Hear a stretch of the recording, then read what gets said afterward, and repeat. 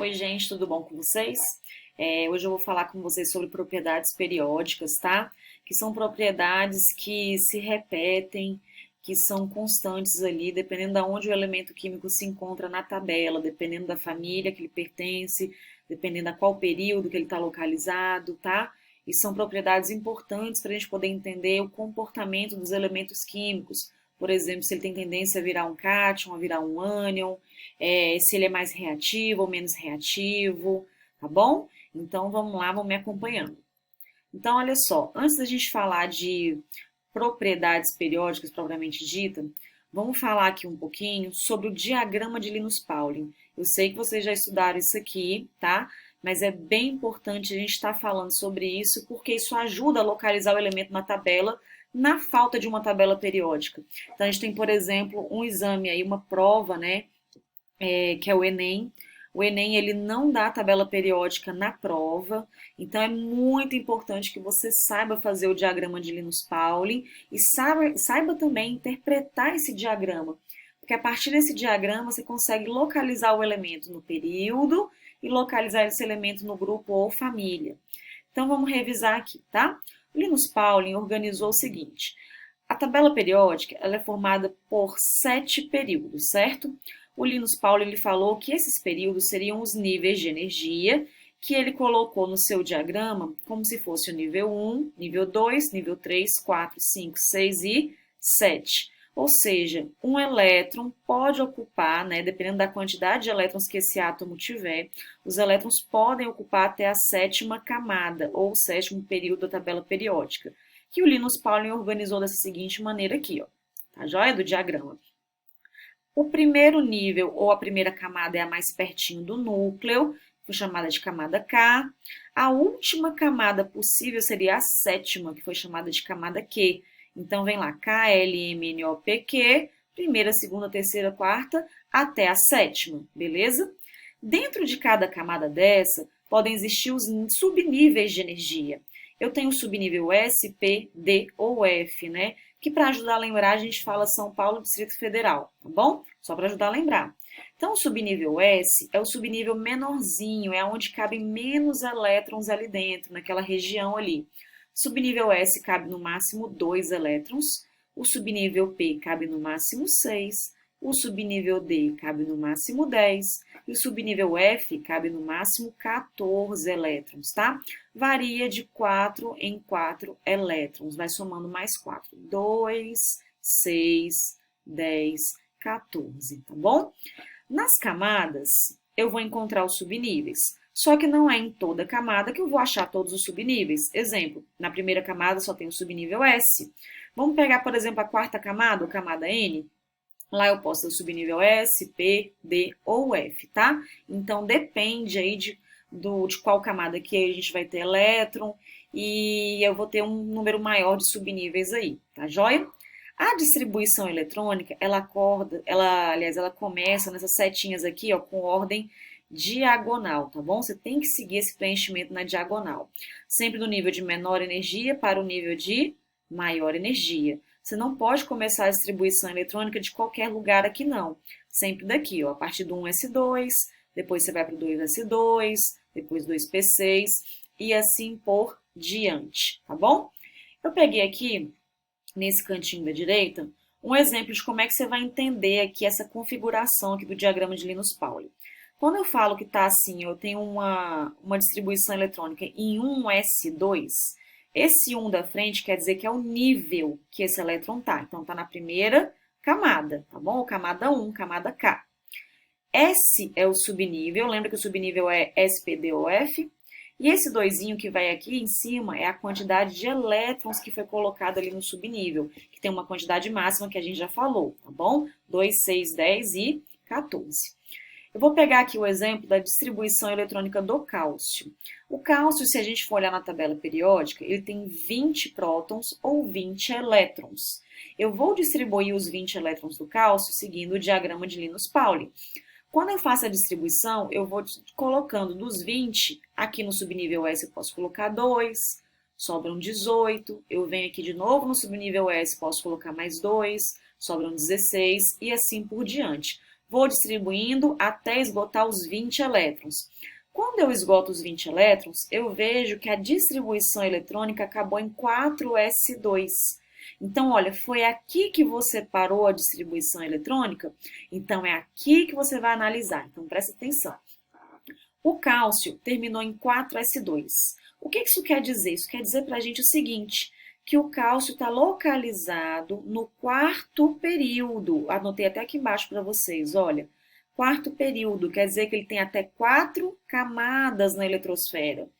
Se ele está localizado no quarto período, se ele tem 4 camadas da eletrosfera, lá na quarta e última camada dele foram colocados 2 elétrons. Então, o número de elétrons na última camada, o número de elétrons da camada de valência, vai indicar para a gente que ele é da família 2A, tá bom? Então, isso também ajuda a descobrir aí qual família que ele pertence. Caso você não lembre muito disso aqui, dá uma retomada nas suas anotações de diagrama de Linus Pauling, distribuição eletrônica. Tá joia? Então, vamos lembrar como é que é a organização da tabela. A tabela é organizada em períodos, que são as linhas horizontais. O número do período, ó, que está aqui, ó, período 1, 2, 3, 4, até o sétimo, o número do período indica o número de camadas da eletrosfera, aquelas voltinhas em volta do núcleo que os elétrons estão ocupando. Esse aqui, ó, família ou grupo são as colunas. Eu tenho a família A, que são os metais, os elementos representativos, tá? Aqui também é família A, elementos representativos, e eu tenho a família B, que são os metais de transição, tá bom? Então, os grupos ou famílias são as colunas. Joinha? Então, é assim que a tabela está organizada. Uma outra coisa importante da gente falar ainda nesse slide é isso aqui, olha só. Tá vendo aqui? Acompanha aqui comigo o hidrogênio. Ele tem o número 1, aí você vai seguindo no mesmo período, você tem o hélio que tem o número 2. Aí você desce para o segundo período. Lítio 3, berílio 4, boro 5, carbono 6. Tá vendo que o número vai aumentando em ordem crescente? 5, 6, 7, 8, 9. Tá vendo só? Isso aqui é a ordem crescente de número atômico, de número de prótons. Então, quanto mais para a direita, mais robusto é o núcleo, mais fortão é o núcleo, mais prótons ele vai ter, mais carga positiva ele tem, tá bom? Não esquece disso não. E quanto mais eu desço aqui os períodos da tabela periódica, maiorzão vai ser o meu átomo, porque ele vai ter mais camadas, tá bom? Mais extenso é o meu átomo. Isso é importante a gente lembrar. Beleza? Agora vamos ver quais são as propriedades periódicas que eu tenho. Eu tenho essas propriedades aqui. Algumas são mais cobradas que as outras, dependendo do tipo de vestibular que você vai fazer, se é Enem, se é o PAS, se é outro de algum outro lugar, tá bom? Então, olha só. Raio atômico e raio iônico, energia potencial ou energia de ionização, eletropositividade ou simplesmente caráter metálico, afinidade eletrônica, eletronegatividade, reatividade, densidade e volume atômico. Eu posso falar para vocês que, por experiência própria, o que eu vejo cair muito? E ainda cai isso como pré-requisito de outros conteúdos. É esse conceito de eletronegatividade. Ele é uma coisa assim que você precisa demais, viu? Bastante mesmo para várias matérias como pré-requisito. Os outros são importantes? São sim, mas a eletronegatividade, gente, é pré-requisito para um montão de coisa, tá bom? Então, vamos falar, pelo menos aqui nessa aulinha, de raio atômico e raio iônico, tá joia? Raio atômico, gente, é a distância do centro do núcleo de um átomo até a camada mais externa da eletrosfera, até a última camada, que é chamada de camada de valência. É lógico que o conceito ele vai mais além do que isso aqui, tá bom? Mas, a princípio, essa definição que eu estou falando para vocês, ela já está bastante útil. Tá joia?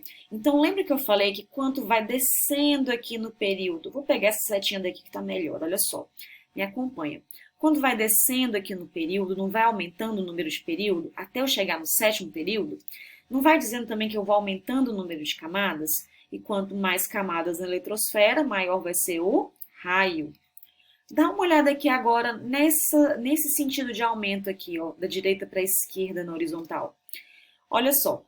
Aqui, vocês lembram que a gente tinha, onde estão as bolinhas azuis? São os átomos que têm número atômico mais alto no mesmo período, que aqui vai crescendo o número de prótons? Então, olha só.